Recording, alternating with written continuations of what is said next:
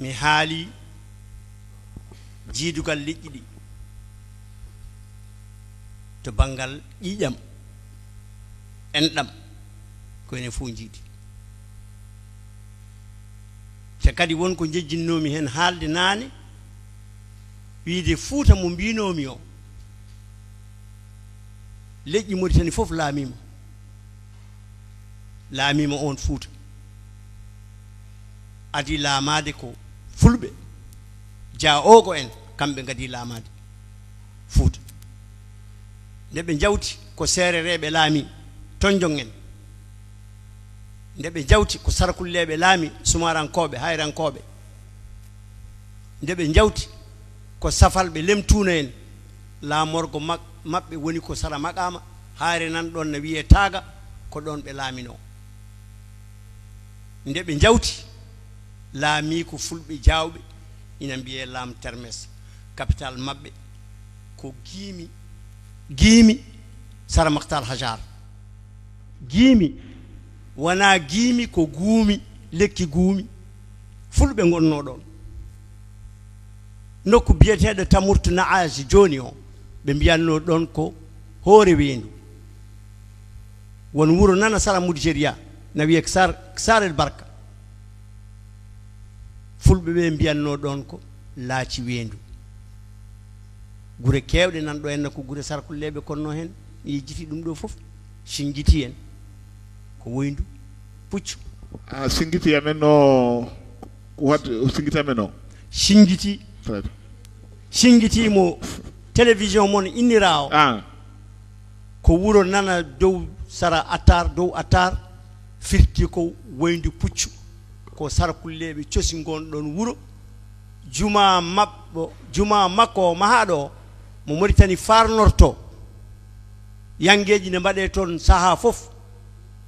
mahi on ɗon juma ko sarkulle o woni almami makko o wiyete ko Cheikh Namouri Camara o maayi ko ɗon o ubba e nder juma o sa naati e juma o jungo ma nano kabru makko ko ɗon woni kono koko firta koko mofta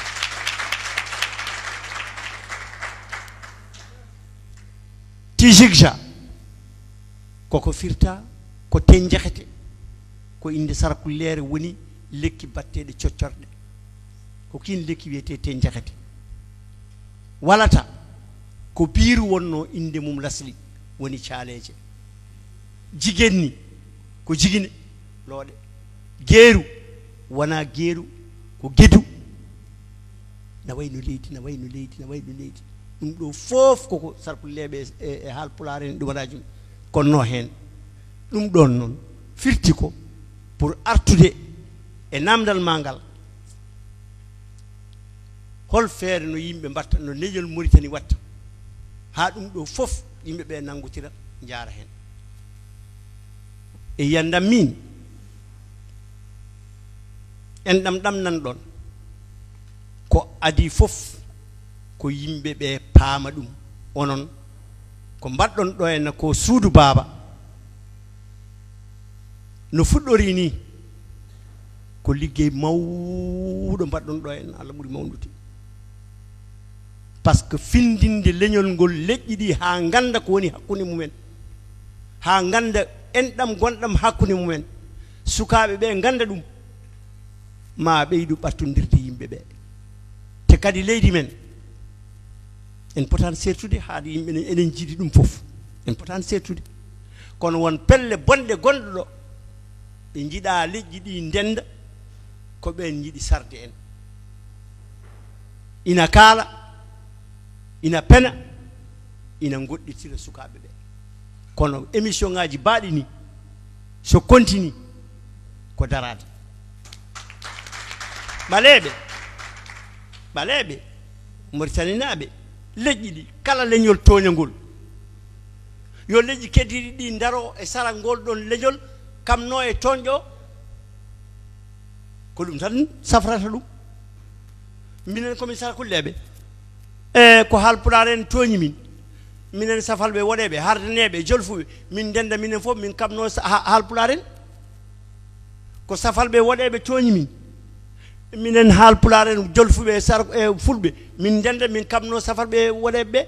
safalɓe woɗeɓe ɓe yo ndente ɓaleɓe ɓe kamɓe noon safalɓe woɗeɓe so tawi kañumen tooñi ko ɗum safrate sen ndendi en gandi ko jiiduɗen naafigueɓe yahoɓe ne mbiyana ceerno en ɓe men gandu men mbawi fennude ɓe kokken ɓe dalilaji kokken ɓe yeru kokken ɓe ko jiiruɗen mbiyen ɗum fotani rendinde en daroɗen an a toñama min de komi capata boɗejo mi wondani toñɓe ɓe ko kore jam kono mi wondani mabɓe ko an gondumi daroɗen kaɓene mabɓe so ɗum darama tan janggo ɗum fewat yimɓe nangotirat Mauritanie men wonta jaam Mauritanie men wonta won gonɗen koye ɗo e Ayaw Singir TV bandiraɓe no kewno mbiɗni ko ɗo tan feɗende fendete caggal ɗum ɗon tan ɗo kaɗa ɗo henna mbaɗana ɗum résumé e ɗemgal tubankore wonande leƴƴi keddi ɗi mbawa en heɗnade ɗum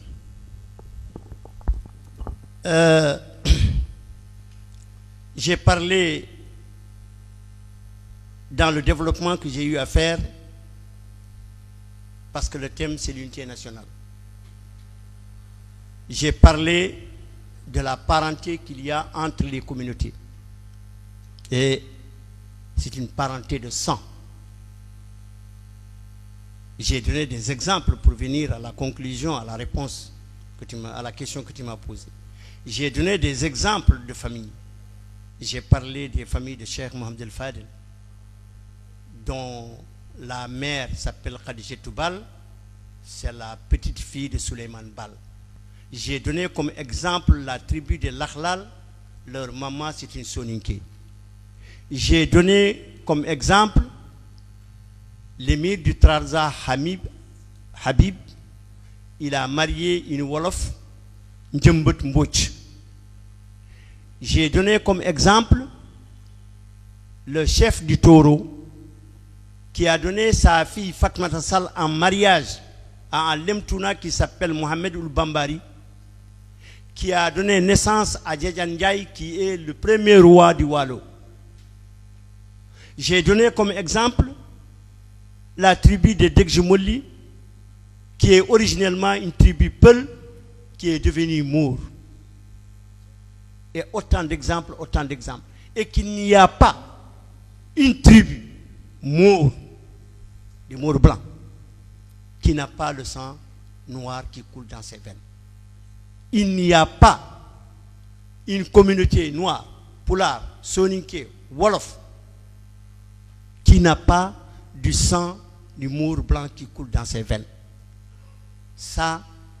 c'est ça le fondement de la Mauritanie, c'est ça qui doit nous unir et c'est ça qui doit être développé pour faire comprendre à nos générations, à nos jeunes générations, les liens de sang qui existent entre nous et que nous devons les tisser.